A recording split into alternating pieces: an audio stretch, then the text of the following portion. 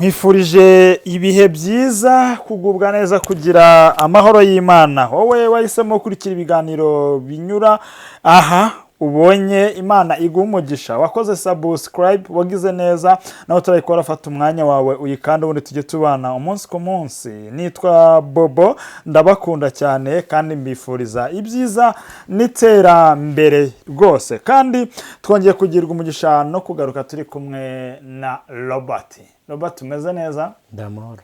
Ibishize yavuze ko ugivangura umuhungu w'Imana n'Abanyarwanda, uvuga ko utari umuvugabutumwa, uri umuhanuzi umwigisha n'umwigisha. Yego. Ubwo nta nubwo uri umubwiriza butumwa.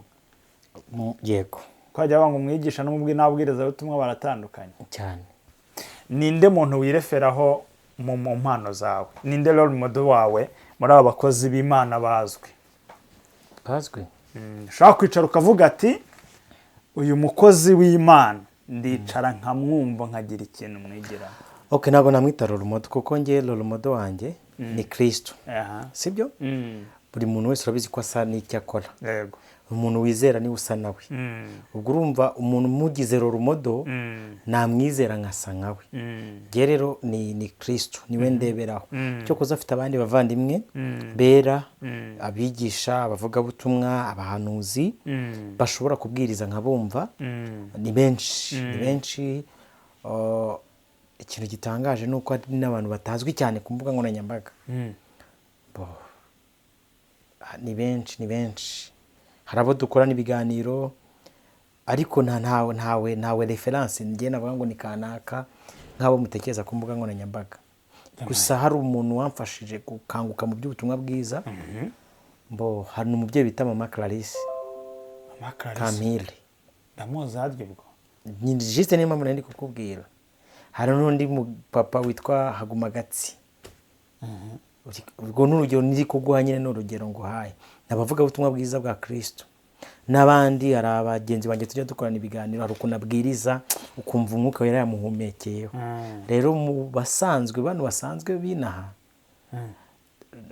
nagakwiye kuvuga nkurikije ibindimo nk'uko Paul abivuze. Bagakwiye kuba ahubwo mbabera role model, ariko Kristo please kuhita utangana. Ndabizi n'abandi barita bandika commentaire nkurikije uko Imana yagiye impishurira.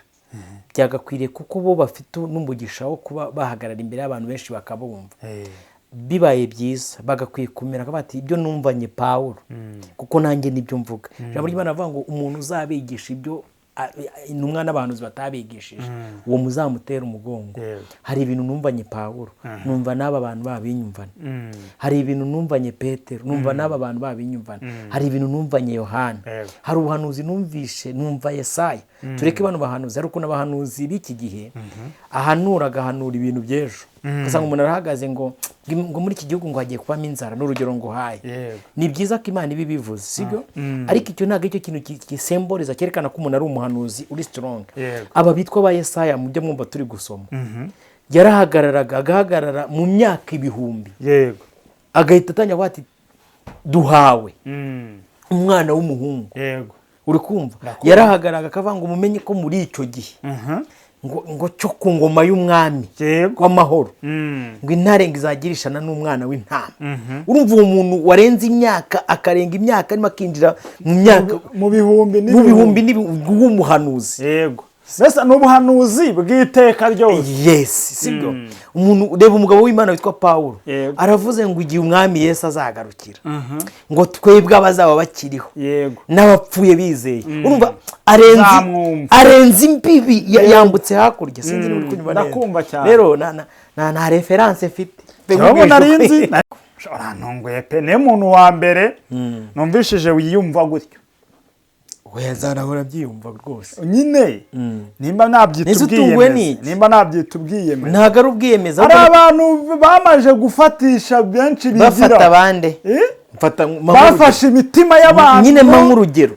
Kandi si yose bayetegereje. Uwa mbere yuba ati rero model wawe ni Patire Gitwaza inyigisho ye. Reka mbabwire ko Patire Gitwaza ari umusioniste. Wajya agenda hose. Oya, sioniste zicyari cyo. Ni abantu bafite imyizerere y'ubwoko buyoboye Yerusalemu y'uyu munsi. Nibo bita abasioniste. Kuzimije se. nese wari wajya hano mu Gatenga aho wasengera si hateretsemo ibitereko by'amata donc ibyo bita kabare y'abayahudi yose nimwe iteretse ageze mbo yego ndabibona sibyo rero nge nago yambera reference sibyo kuko sindi umusioniste yego ubu ngubu uraregistre uvanyemo none se nambera reference nkajya kumwigiraho nkuko wavuze ngo roro modo ndaza kugenda ahantu ngonga igikuta uti igikuta ni iki buretse gatoya reka dusuppose nge nakubwiye ngo umuntu yakora ku cyuma asa n'ifu yego iyo wizera umuntu usa nawe reka twizere ko mwizeye mugendeyemo kwara bamwifuza jitse nibyo ari kukubwira kera nge nakijwe 2018 narakizwa najyaga nezezwa no kugera kuri abo bantu uri kuvuga nkumva nanakwifotoranya nabo ariko naje kugirwa amahirwe ninjye ufite ubushobozi kubarusha kuko ikindimo kiracyari vierge wanyumvishije ndakumva donc niba hari ikintu cy'agaciro gikomeye kiruta ibindi bintu byose mu isi ni ubugingo buzima ubwabo bwarapfuye ntago mbizi sinjye ushinzwe iby'ubugingo neze ko wavuze ngo urabibarura nyine ubwo ndi kurinda ibyanjye nk'uko ijambo ry'Imana rivuga ngo murinde ubwo nabo bazavuye ko nabo bazarinda ibyabo nabo bazavuge ko babundusha ariko namaze kwisobanukirwa niyo mpamvu mva ngo introduction ngo ni Prince Robert umuhungu w'Imana amenye dakora mu jisho ry'Imana iyihe Mana ngerega badade n'abamami kora mu jisho ry'Imana Robert reka twikomeze kugira ngo nyumve neza nge simwizerera kandi it's my right daka amavuta yabura yewe nayo nemera sindi no musi yayo turi kugendana simwizereramo sindi no musi y'amavuta nta nanshumbye sinarora umodo wanjye sinadadi wanjye uri kumva nizera ko Yesu ari umwami n'umukiza w'ubugingo bwanjye akaba yarasize ijambo rye ngo rinyobore nk'inkota iryaye yaravuze ngo nihagira undi muntu mwita so atari so mu ijuru muvumwe nkurikije ijambo ry'Imana rivuga rero sava Bibiliya ivuga ikiravuga ngo wiringira sibyo kwiringira nukuba under control nukwizera uwo muntu akaba ari ugende wizerera uwo ni ikivume avumwe naga ari nge wabyanditse arega dutegereje imbere hano gatoya ku munsi w'amateka ubwo nyirubwita azahagarara akarobanura inama mwihene akaba ati nimuze abona haye umugisha sha nubwo isi itigeze kubamenya hagararira abavugane nakubwiye ngo hari abahanuzi bagiye bahanura ukumva umvisha ukuntu Yesaya yahanuriye umuntu witwa Kuro undi bwa nibwo buhanuzi bukuru aho gatumva Kuro we Uwiteka agiye kuvugana nawe amagambo akomeye aravuze ngo nubwo utigeze kumenya nzakujya imbere maringanize nzamenagura inzugi z'ibyuma twebwe dufite uwo twizera ijambo ry'Imana ryamuvuze naba niwo bizera ntago mbizi niwe babwiriza none se ugiye kuba nka Yohana wavuze ngo tuvuge uwo twakozeho wamukozeho ngiye mfite uko muzi nuko mbana nawe nuko nkora naho nawe nuko pingana nawe rero pinga si kindacyapinga mushaka muzanyita igipinga ariko abumva ururimi n'urwo hari inzi ugiye kuvuga ba Apotre Mignoni ntabwo uri ari umushumba wanjye afite abantu ashumbye bamwizera ariko umunyamavuta kuri bo hama kuri wowe nje naga ari umushumba wanjye niko nakubwiye yashaka kuba atagushumbye ariko nawe uvuga ati kabisa uyu mushumba sindi munsi y'amavuta ye ariko yakwaturaho ijambo nta ryamfata ryaguhama nyamara Apotre Mignoni na Apotre Gitwaza nyamara ryaguhama ntago ryamfata rega nuko baba ufite ubwoba ijambo ry'Imana yigeze kubwira umuntu witwa Yohana Yesu yaravuze nusura nko bari kuvuga ngo Apotre Gitwaza Apotre Mignoni ba Dr Rutayisire ba Julienne Kabanda ba Apotre Masasu n'urugero nyine nguhaye bari abantu bose reka mbabwire mbakurizeho ijambo ry'Imana bavuga ngo mu bantu babyaye bose n'umugore nta n'uruta Yohana umubatiza ariko Bibiliya ivuze iki iravuze ngo uri muri twe bw'abizera aruta umwana mutoya aruta Yohana ese ugira itorero ugira itorero yego nese wemera umushumba ugushumbye none nareka kwemera arantwaye izayibura mwemera cyangwa ndi turumbutse numva uturumbutse urumva uzima musa nkubitiye aho numvishije ahantu hose hafatika oya nge sindi no musi y'amavuta yizaye pe ndabidekaraye nta ntwaye nta nshumbye uri kumva nta nyobora turi kugendana ndabivuze dore nubwo nsengera kamashashi turi kugendana kamashashi wacu hariya hari kwa pasiteri Birasa turi kugendana ejo ndi yaransuye ejo ndi yarakuze era n'umushumba mwarimu umushumba ajya asura abantu afite iyo karita yo gusura abantu ariko nawe turaturanye hano haruguru ni umushuti wacu ariko sindi munsi y'amavuta ye ntabwo wemera reka kuva munsi y'amavuta y'umuntu kutamwemera n'ibintu bitandukanye ndakubwira ko afite umuhamagaro wo gusura abantu ashumbye ese urumva namwemera ndamwemera n'aba ngaba ndabubaha ndanabemera kuko icya mbere no mu bijyanye n'ubuzima busanzwe baranduta ni ababyeyi uri kumva icyo ntemera ni uko batantwaye mu ijuru. urakoze cyane nubwo utabemera wabahangara nk'abo mbona babahangara ntabwo mbyemerewe usibye nabo n'abandi babyeyi n'abo duturanye nabo n'abo tugendana sinemerewe kubahangara kuko ijambo ry'Imana ribibuza yewe na Satani ubwe yego ijambo ry'Imana rimubuza kumuhangara. njya mbona abantu bajya baza hano kuri kamera bakiya kumutuka wamuganiza ukumva ari gutuka. ntabwo twemerewe gutuka Satani cyokoze ikintu Imana yatwemereye guhana imirimo yose y'iki yo mu mwijima. ejo bundi ndicaye ndibonye twicaye Nyarugenge nk'uko tujya tubivuga yego turavuga turimo turasoma dushaka ibiganiro byasohoye tubona ngo Apotre Mignone yanjyanye kuzimu funguye nsanga ni kwa mushuti wawe. mushuti wanjye we kuri Zaburi yego akiza ngo nawe ugiye kumwihakana okay tureke ibyo ariko nawe ntabwo ndi munsi y'amavuta ye. yego ariko ni mushuti wawe murakorana. yego uyu munsi ntabwo tugikorana. yego komeza ikiganiro. yaragutenze ntawamenye cyangwa aritenze. oya ntashaka witegereje kiriya kiganiro nubwo cyasibwe yego byaragiye ariko reka tubigarukeho. witegereje kiriya kiganiro wagicaye uracyumva wumvishemo ubutumwa ki wumvishijemo iki? nabonye inzoka iri kwira mu murizo sibyo ubwo nibwo butumwa bwa mbere nabonyemo. yego ikindi cya kabiri sibyo kuba cyarasibwe hari ibintu cyerekanye sibyo yego hari ibintu cyerekanye mu mbaraga zo kuba gishobora kuba cyarasibwe gisibishijwe cyangwa se uwagisibye yarafashe umwanzuro wo kugisiba. ni ibintu bibiri. amakuru yawe uramenya yizewe? ntayo turacyari muri dayirema kuko nta rwego rurerekana yuko rwo rwagisibishije sibyo gusa uburyo ubwo ari bwo bwose cyasibwe cyahise kigira ingaruka kubo cyari cyakozweho. yego cyagize ingaruka ku bakozweho cyangwa ku bagikoze? ku bakozweho kuko mu mitwe y'abantu bakirebye bashobora kuba baravuze ati kuki se gisibishijwe ubwo gikujweho menya ahari ibyo bavugaga ari iki ari ukuri. ibihe iki bavuga? icyo bari kuvuga muri icyo kiganiro. yego sibyo kuki gikuweho turi kugendana kikagira n'izindi ngaruka zivuga ngo sosiyete hari icyo yabonye yumvishije none cyakuweho sibyo uwagishyizeho ashobora kuba yari yarengereye cyangwa hari ibyo yatinye. yego rero njya nkunda kubwira abantu ibintu byose mubona bigaragara n'amaso kuri iyi si y'icyatsi inyuma yaho hari indi si itagaragara ariyo isi yitwa isi y'umwuka. kandi ibi bintu byose mubona mu isi y'icyatsi biba byamanje kuva mu isi y'umwuka.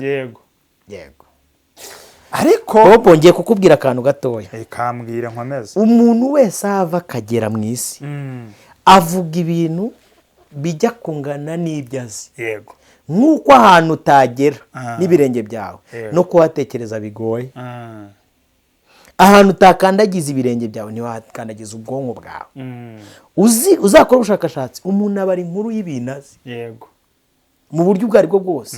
ubu nk'uyu munsi ntiwanyumva ni inkuru z'abapfakari. yego z'abagabo bapfakaye.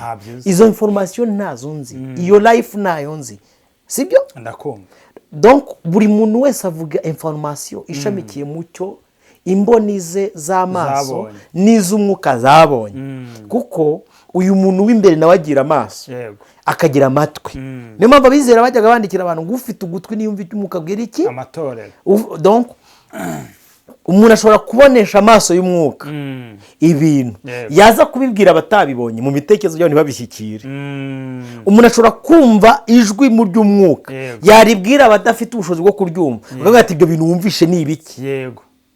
yego ndakumva. niyo mpamvu rero biba bisaba kumanza kumenya ngo ese abantu ngiye kubwira ni abumva ururimi mvuga, abantu ngiye kubwira ngo barebe ni abantu bafite amaso yo kureba koko, ukamanza ukamenya ngo ndabivugane. kadufate nk'urugero rwa fizi zitwa imbuga nkoranyambaga. iyo turi kubwira hari igihe tuba tuganiriza nk'iki kiganiro turi gukora ugasanga hari umwana wibye papa we telefone cyangwa se yimuhe ngo yimurereshe atamusakuriza akabona notification akabona notification agahita ajyaho ngo reka numve ibi bintu bari kuvuga. ntabwo uyu mwana afite capacity yo kuvuga ngo inzoka yirumye umurizo. ese bivuze iki? rero jya umanza umenye ngo ndabwira ninde uri kumva. nkunda gukora ibiganiro abantu benshi bakanga ngo nanga Robert kuko avugira mu migani, mujye mundeka abumva barumva. ariko bijya binavugwa ko kuvugwa cyane umuntu ukomeye wanagiriye umumaro benshi kandi nabo basigaye bakomeye. ntiwavuga Apotre Mignone nabi. hari Bernard yavanye muri ADPR amerewe nabi, uyu mwanya akaba ameze neza. durumva nagubeshya gafate nk'urugero rwa hafi sibyo nk'uyu Bernard biragaragara ko uyu munsi ameze neza. yavuye muri ADPR ashumbye abantu, uyu munsi ni umushumba w'inkoko, afite inkoko nziza. iriya ni business akana kanashumba hehe umuntu kwa Mignone aho yicaraga aracyahicara warabibonye. reka mujye muhamya ibintu muzi. bobo biba byiza kuza ukavuga ati iki kintu ngenda kizi. nyamara n'umushumba ngiye mamije ko ari umushumba w'inkoko kuko nabonye azishumbye. hoya no kwa Mignone aracyari umushumba. ababizi rero ubwo barabizi. ashobora kuba adarutse ku gatuti ariko kwa Mignone kabisa aracyari mu kizuru. sawa njye naramusuye mu kiraro. njye ntago mbihakaniye. ntabwo wabibonye? nabibonye. naramusuye mu kiraro. ameze neza Bernard. cyane. urumva Bernard afite abandi bantu bamukunda bashamikiyeho. ntiwavuga nabi uwatumye bamumenya. hari uwitwa Nyirapasika. ubu ameze neza Nyabugogo, ntiwamuvuga nabi Apotre Mignone. ari abandi bakunda Nyirapasika kandi biturutse kuri nde? kuri Mignone. ntiwavuga nabi Nyirapasika. hari ba Beni barabana, hari ba Vesti usibe Nyirapasika, hari ba Marioneri. se baracyabaho. baracyabaho. nabonye shehu yagiye muri filime. ni kuri abagenda. bazita reka nkubwize ku Robe njyewe urabizi sinyakunda kuba ko mvuze ndavuga. ikimenyetso cyo kuzima no kwibagirana kwa Vestine na Doro kasi ni nuza ni isereri. ni isereri. isereri nyine ni isereri series. urumva rero Apotre Mignone guhangara kumuvuga nabi urumva bishoboka? iby'ubwami bw'Imana ntabwo tubizi, n'ubwami akora ntitubuze, turebe ubwami bw'isi. birashoboka. mu bijyanye n'ibyo mu buzima bwo mu isi bisanzwe biragoye kuko ni umutunzi. icyo ni kimwe. si byaratunzi. ikindi cya kabiri ni umuntu uri honorable. buri umuntu first family ishobora kujya gusengerayo aba ari honorable mu by'ubuzima. Vice Perezida wa noza wa ni cyege waje ejo bundi hano nawe agajya gutera n'akanegesha. yego twikomereza ni honorable. undi wabikoze ninde? nawe ni Madame Honorable sibyo? none ngo urashaka gukora mu jisho ry'Imana ye warizira. baza by'Imana ye none se afite Imana asenga aranayigisha kandi hano barayikurikiye. yes akaba wabihakanye. noya nakubwiye wanyumva neza utaza kuneranya kandi kuvuga ko ari umuntu uri honorable. nakubwiye ko uri kumva na mu biganiro nzamanza njye kusesana mango Robert wamuhakanye. uhakana iki? uzajya ugisobanura. abakozi basizwe n'Imana. ntago nabahakanije, navuze ko nari munsi y'amavuta yabo. ariko bakabwiye kubemera kuko bemera kubemera ko mu Rwanda itegeko nshinga ryacu ryemera. bararenze. nibarenge ku giti cyabo. nese ngese nakubwiye ko nanjye ndenze. ako naguzwe nkabo kumenywa paraporo y'iki. ubu njye mvuga ngo njye baba. nese ubuze abantu bakuzi kuri Give Hope bangahe bangahe 33,000 urabihakanye byose ntago binzi yego reka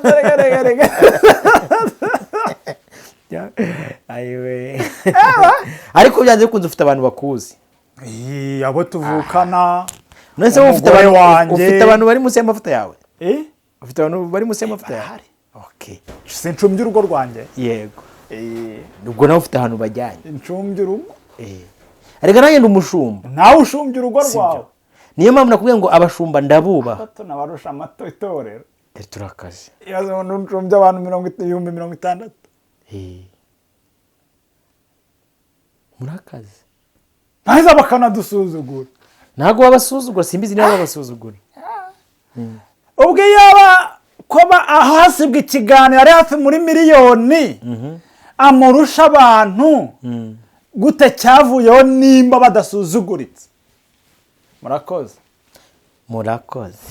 ntago mbizi yego Apotre Mignone wenda tutitaye ku bindi mu mwuka niki umubona ute kuko umuwe kumumenya wenda adatekereza utamumenya oyanjye ntago tuziranye pe mbabwije ukuri ntago ndahura nawe mu busesenguzi mbona ari umugore mwiza physically sibyo ni mwiza pe buryo buri appearance uri kumva ari njye mbona n'abamusirina bakamusirina ngo ni nyiramwiza urumva nuko wababonye ko ari iki nyiramwiza ari mwiza icyo cyo ni ikintu nzi ikindi cya kabiri ndi kuvuga ibyo nabonye ku mbuga nkoranyambaga ni umukirekazi sibyo ni umukirekazi ushobora gukiza abantu rwose akabakura ku rwego akabageza ku rundi sibyo abo bakira inzu akabubakira akabafasha akabahindurerwamo akabaha business ya gucuruza inkoko yes donc n'umukire bagacuruza amashuka Nyabugogo amakuru mfite y'abagiyeyo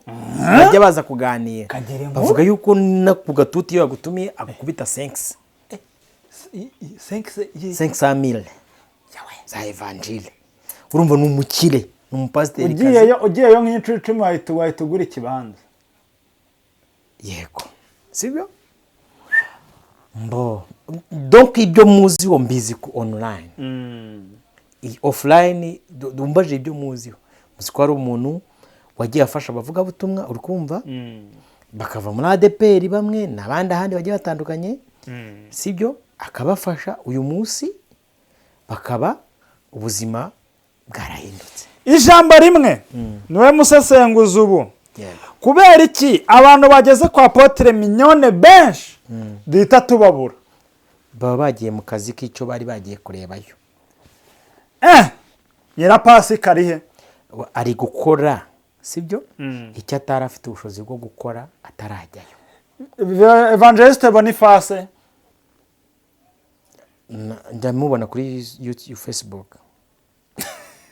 afisha yirayeruka yana agiye kubwiriza oya ADPR Nyarugenge aracyayibura ranshawa wapi byagenze gute tubwire nyine ubwo baramutenze ega buriya Bobo reka nkubwire idini ryanjye ni ADPR niyo mpamvu nanjye uri gukubaza nyine ndagira ngo tuganire kugira ngo unarimenye urisobanure ya ADPR ntago yizi cyane wewe ntago yizi buriya navuga Zayoni ngereka nkuganirize ku idini ryanjye kuko buriya ntago ndi muri abantu bavangura akabura idini uri kumva sibyo niryo dini urumva niryo ryasezeranije sibyo nanjye niyo byansezeranije buriya ninapfa ndakeka ko ari iryo rizikorera intumbi yanjye nabonye bazijyana mu rusengero intumbi sibyo uri kumva kuko niyo sosiyete yanjye ariko buriya bafite ukuntu bafite akantu kaje k'ubunyedini bwa danje kandi babizi ko amadini niyo mpamvu nakubwiye ngo inzoka yiri mu murizo ubwaya bari amakeba icyo bakora ni uguhangana gusa buriya bafite ukuntu bahangana mu buryo bwaje buhisha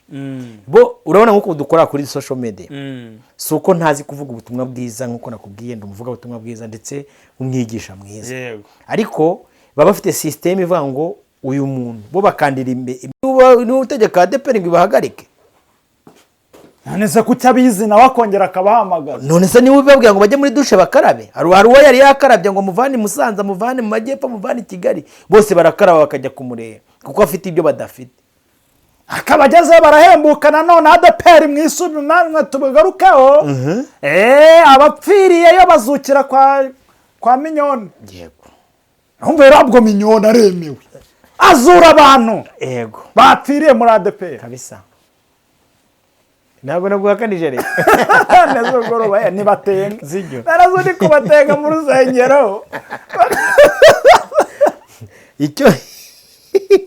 icyo manyacyo bose sha mwubwije ukuri reality bose abagiyeyo uri kumva ADPR yarabatenze hari umuntu narubuze inde Zayoni yaramutumiye nimba ariyo cyatumye ahagara ntabwo mbizi inde nyuma gusa ngo yaje kurwara ari umwana ari wadutse witwa Zawadi se meruka mbona avanga arwaye kanseri ariko nongeye abona ikiganiro ngo yarakize hari umuntu witwa Damuru yigeze kuvuga ngo uvuga ubutumwa umwe aratwite buriya nawe wabona atwite nabyara azaza kutwereka umwana umwuka wera ariko ntabwo mbizi umwana nyamwana none se Bibiliya ivuga ngo ufite uwo mwana ni ufite ubwo bugingo yego ariko ibi birigaragaza umufite ntabwo bigaragaza umutwite yego iyo bavuze gutwita amaze iminsi arwaye niba yarakize simbizi uri kumva kanguhe inkuru uzajye kuzikora sibyo ujye no gukora ubushakashatsi nabonye musigaye mujya kuri tere ngiye sinjya njye nariyemeje woza ujyayo ngiye nabwiye abantu inkuru kagira inkuru nizo zanzanye inkuru ya mbere uzajya gukora kandi izagutwikira kuko nayishyize iwanjye uri kumva oya yaratwitse nanjye natwiye ujyeyo uzajya gukora ubushakashatsi umuntu witwa Semajeri sibyo n'umuntu witwa Nyirapasika umenye ko bavindimwe mu nda ntabwo bavindimwe mu nda uzajyeyo ukore ubushakashatsi oya ni ububandi bwo kugira ngo bibe abantu ubwo urabizi ndabivuze hanyuma uzajye bukana niba ari bukane nimba ari bukane ujye gusura Zawadi uri kumva umenye formasiyo gusa ntegesheje iwacu muri Afurika haguruka tugafashwa yego umenye formasiyo dore b'abamotari banyu bo ku mihanda bari kuzana inkuru zitari nziza ziriya tugereye yose perezida undi yaje akaduha amakuru none se uramutegeka ngo ko afite uko yorganiza akazi ke nawe uzajye we n'ufite kamera babiri kuvuga ko atwite uzajye urebe ariko mwuka wera nyine nakubwiye ngo abamotari banyu baba kuvuga inkuru nyinshi zigiye zitandukanye wowe uzajye uri kumva unatange n'iryo humure nk'uko shene yawe igize gute yitwa twari ibyiringiro bitanga ibyiringiro ni hope kabisa akira ibyiringiro nta humure nta byiringiro byose ni kimwe ntabwo ari bimwe ibyiringiro n'ihumure ntabwo ari bimwe yego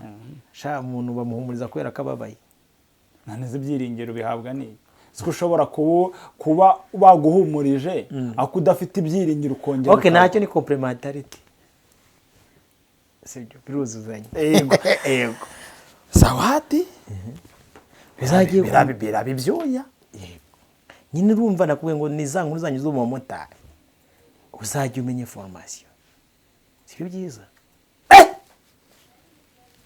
ibikuba birankotse yego abo ni abo twavugaga bamwe na bamwe bagera kwa Apotre Mignone bikarangira babuze ariko baba bari mu kazi baba batangira akazi nabo Apotre Mignone aba yabaremeye ubuzima hari ikintu cyiza bakorera uri kumva cyiza urabona iyi si yacu uzirabona zino modoka za hybrid yego zino modoka za hybrid ndazumva ziba zikoresha umuriro na essence sibyo Pasiteri rero nawe hari ukuntu nabonye akora nabyita nka grifferage urabona kuno babangurira inuza igahitisha avoka ikayita igashyira donc bikazamuka neza na pasiteri nawe rero hari ibintu abakorera urukumva abari bafite inzozi zo gucuruza ahita baha ubushoro ariko nanone ari mu murimo mwiza ubundi umukristo mwiza akaba ari kumwe babiri abayiterambere niba barya umwuka umwuka ntuwumbaza yego umwuka ntuwumbaza yego dusoreze kuri iki kintu bamwe bajya bavuga ku bavugwa cyane ntitubivuga no ku mazina ni muri rusange ku gikuzimu ya rugikuzimu akoresha imyuka y'ikuzimu yererere koko birashoboka ko ikuzimu habaho ko bajyayo birashoboka ko bakoresha iyo myuka itari y'Imana kandi akavuga mu izina ry'Imana Imana ikabihanganira urakoze wemera Bibiliya wemera Bibiliya cyane cyane. Imana ishimwe, nanjye ndayemera. Imana yabwiye Adamu ngo iki imurema? Yamuhaye ubutware n'ubushobozi bwo kwita ibintu byose iki? amazina. Izina ikuzimu wemera ko ryihishwe n'umwana w'umuntu? Ntabwo mbizi. Donc niba twumva ko iryo zina ikuzimu ririho, already ubwo aho hantu harahari. Ahubwo reka tuganire, ikuzimu ni ahantu hameze gute? Ni ahantu hacumbitse imyuka mibi. Yego. Sibyo? Ni ahantu hacumbitse abadayimoni. Na Satani ni umudayimoni, umumarayika mubi. Sibyo? Donc iryo cumbi ricumbikiye imyuka mibi, rigacumbikira abadayimoni. Twemere ko abadayimoni ni imyuka, n'ibitekerezwa byaho ni mu mwuka. Ese koko aho hantu habaho? Ese bajyayo bate? Nicyo kibazo abantu bakunda kwibaza. Kagira inkuru. Yego. Abantu bakunda kuhibaza. Bajyayo bate? Yego. Ubundi mu busanzwe uzumva abantu bavuga ngo niba aho hantu bajyayo, ukumva umuntu ntagazi ibyo ari byo, ngo niba aho hantu bajyayo ngo nanjye muzambwire ngeyo. Nanjye mu ndangire. Bobo, kwabaye amafaranga. Bobo, reka mfate nk'urugero rwa hafi. Yego. Aba bantu tubwira baza kureba views zacu tukabonaho udufaranga kuri telefone. Banandebe pe. Ngeno nikurira ibirayi mu babarire. Bakurebe. Aba bantu ntago wowe bazi. Yego. Ariko si igisobanuro cy'uko batabaho. Hari n'uhura nawe njya murana nabo mu mujyi uri kumva ngo yo ngo robaga Imana iguhumugisha. Kono batubujije kwigira aho tubonye hose. Sibyo? Ngo robaga Imana iguhumugisha. Ngiye ntago ibyo njya bigira no mu isoko navoka ndiriranye nta kibazo njye ngira. Ni ukuri. Biterwaga n'ukuntu umuntu yikompuritse n'ibyo yishizemo. Aba bantu rero sibyo barahari. Iyo uhuye nawe uhura nawe afite imyaka 30. Yego. Umuntu yabagahora. Wavuze ati n'ubwa mbere Robert tubonanye. Yego. Si igisobanuro cy'uko ntabagaho. Si waje ukabona hano n'abandi bantu bari abantu babagaho. N'ikuzimu rero habaho, ahubwo abantu batahazi ntago bazi ko habaho. Reka mfate urugero rwafi kugira ngo abantu bumve abantu bajyayo. Ntago abantu bajyana izi nyama zo gucishwa bugufi. Abantu bajyana y'umuntu w'imbere. Roho, umwuka. Yes, umuntu w'imbere. Ajyayo. Ese ngo batanga amafaranga? Ese amafaranga aboneka ate? Urumva nicyo kibazo abantu baba bifite. Yego. Ngo inzira banyuramo ni izihe? Kugira aboneke. Donc umuntu ukamba he formule ukuntu bigenda. Uyu muntu w'inyuma uyu, iyi pochette, hari igihe yicara nko muri ino ntebe. Igahita wa muntu w'imbere agahita agenda. Ahantu ahingukiye, niba yingukiye mu irimbi, niba yingukiye mu muhanda, nibo bita ngo inzira twanyuze. Noneho hari ibyo bamubwira ngo akore mu isi y'ibitagaragara, akaza kubishyira mu bigaragara. Sibyo? Mu kubishyira mu bigaragara aza kubikoresha uyu mubiri. Abiga psychology bafite igice cyitwa giba mu mitekerereze bita conscience et inconscience. Inconscience ni igice cyikoresha. Noneho conscience ni igice dukoresha. Kafate nk'urugero rwafi mu bifatika kugira ngo byumve neza. Urabona ko namuhumbije. Iki ni igice ukoresha nkoresheje, ariko ubusanzwe ni igice gisanzwe cyikoresha. Yego. Ntabwo ujya guhumbya ngo bitegure byo birikoresha. Nakagero typique nguhaye. No mu isi y'umwuka rero umuntu agenda hagiye umuntu w'imbere, yagera agahuriyeho na ya myuka. Kubasoma Bibiliya uribuka ko umuntu witwa Samweli, umuntu witwa Sawuli yashatse kujya kumushikisha arica abashitsi, aravuga ngo nta mushitsi n'umwe usigaye. Yego. Bibiliya yerekana ko Sawuli yagiye kumushika agashikika. Isi y'umwuka ibikorerwamo. Ahubwo abantu benshi bibaza ikibazo kimwe batazi, ni ukumenya ngo mbese bigenda bite? Uri kumva? Bikorwa bite ko umuntu ashobora kujya muri iyo si y'ibitagaragara noneho akaza kubona amafaranga? Ubu iyi si ifite donc abatware bategeka isi y'umwijima, arizo bita société secrète, zipangira ibintu mu isi y'umwijima zikaza kubikora mu isi y'ibisanzwe. Wemera ko abantu benshi mu isi nk'ibihugu byinshi bigiye bitandukanye, nk'abana baba bari mu nzu y'imbohe bafunzwe baziranga ibiyobyabwenge, sibo baba bicuruza? Yego.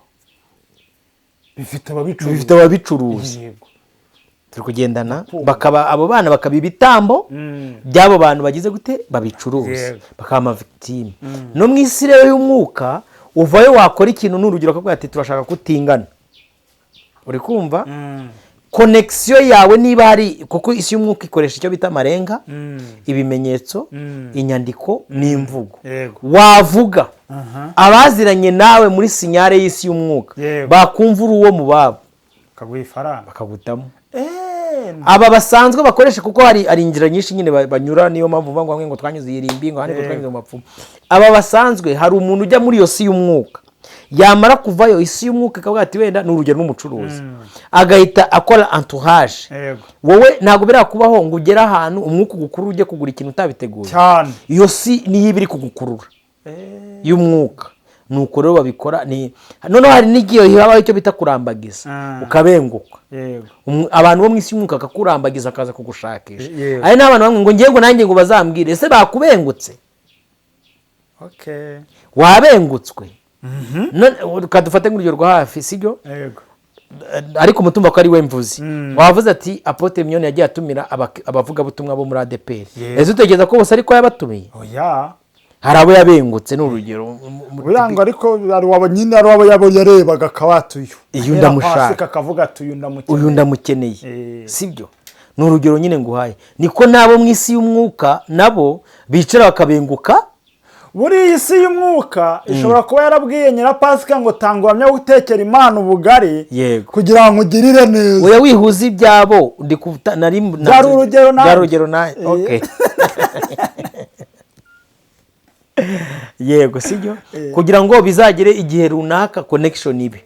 Rero abantu bakwiye kumanza kumenya no guhishurirwa yuko mu by'ubuzima ibi tubonesha amaso yacu hari ibindi bitagaragara. Lobe dusoza wendi nanabaje ikibazo cyawe gishabikiyemo byinshi, umaje kwemeza ko ikuzimu bajyayo n'uburyo bajyayo wasobanuye. Nansigaje kuvuga ngo eske Imana ishobora kwemera ko bayivuga mu izina ryayo, bakanahanura mu izina ryayo, bagakorera mu izina ryayo, ariko ari za mbaraga bari gukoresha?